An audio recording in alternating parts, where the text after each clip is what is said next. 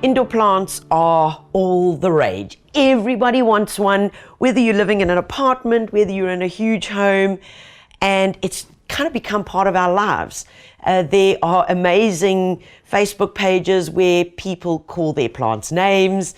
They have little mini competitions about who's got the most house plants. In fact, we did a count the other day because once a week we water them and we take ours and put them in the courtyard, and we counted, wait for it, 71 indoor plants. I love it. I love it. We haven't got round to naming them all because I think I could offend maybe the one palm and the one fern because I might get their names mixed up. But either way, it is a beautiful way to enhance your indoor space, even your patio space, and turn it into a bit of a jungle. So today I'm going all out, okay? I found this beautiful basin. In fact, I think a Greek god could have bathed in here at some point. It's got a lovely feeling to it. It's concrete. It's got a bit of moss on it, which I am not going to be removing. I want this look. I don't want it to be slick, but yet it has got quite a charm to it. Big drainage holes, which is what I need. We're going to start off with some crocks, and you use these just to cover the drainage holes. Now, you might be saying, well, Tanya, now you're covering them up. No, because they're normally from a rounded pot or something, there's always a little lip there.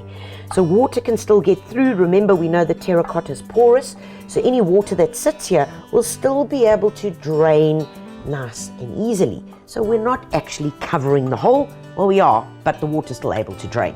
Yeah, you get it. Okay, so there we go. I am happy with that. Perfect. Right, now let's get to our soil mixture.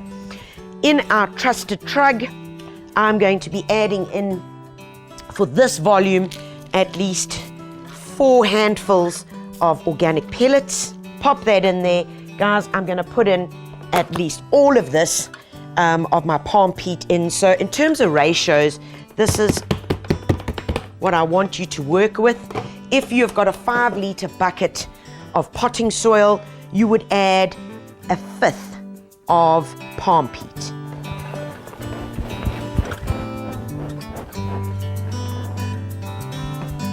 Take your hand, level it off, palm of your hand, and just firm it down a bit. Okay. Right. The first plant I want to use is one of the nicest palms that you will ever lay your eyes on. It's called Sephritzia. It is a fantastic indoor palm. Even grows outdoors as long as it's not in a frosted area. So all the tropical areas, it's beautiful. It grows narrow, tall and upright. So if you've got a narrow area in your garden which is beautifully shaded, fantastic. It can take quite a bit of light. It can also take a certain amount of direct sunlight. But when you start finding that if it gets too much sun, direct sun, you start getting burn marks, yellowing, right, which is not ideal. As an indoor palm, brilliant, can cope with low light, and it's just an all-round winner because I love the canes. I love that it's vertical, and that gives you that change in texture that we're always looking for, which creates interest and excitement. Okay, so this baby's going to go in first. Remember, when we've got a pot, you're going to squeeze it or give it a bit of a beating, okay, because after that, out she comes. Ooh. Okay, so I want to give this the height that I'm wanting. So put it in. Notice that because we only filled it up halfway, my final level will be just below the lip of the pot. Very, very important. Okay, so I'm happy with that. Let's look at the next big guys that we've got. The next big one that I've got is this most amazing fern. This is called a terrace fern. Terrace ferns, there are loads of species of terrace ferns. I love the transition in the colors, the fact that it's got these hand-like leaves that are going out, and it's quite whimsical, which against the structure of my palm, which is quite rigid, I'm having this gentleness. Okay, so let's get this baby out. Come on, little darling. And I'm gonna pop this guy on here to give me that contrast that I was speaking about. Right, guys, here I am. Next one that I'm going to put in, I'm going to add a bit of soil now because you'll notice the rest of the pots are quite small. Right, so make your life simpler. It's a process of logical deduction. Get it into these gaps here. Okay. Oh, I'm feeling the love. Right, so we've got rigid upright, we've got soft and whimsical. We now want to go with contrast. Contrast. So for that, I'm going to be using this beautiful philodendron. So I want a bit of drama and that contrast that we spoke about, and I like that. I like that. Okay, see, coming over the edge there. All right, next up. Now this over here is called a pleomele, also known as Song of India. If you go around to gardens or suburbs in your area that have been around since the 70s, you will see some of these plants reaching 3-4 meters in height in the middle of gardens or deep garden beds. Normally just the plain green one, okay? It's now been created and manipulated to form a beautiful indoor plant for us.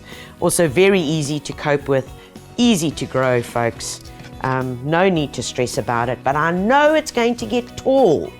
So I know it's going to need room to grow. Lovely, okay, fantastic. All right, now for the rest of it, I need to get around this side. So I'm popping around. Ooh, look at you. Shh, you sexy thing. Okay, so here we're going to go with a couple of other plants. I've got this beautiful bromeliad. This is one of the dwarf bromeliads, of which there are hundreds of varieties.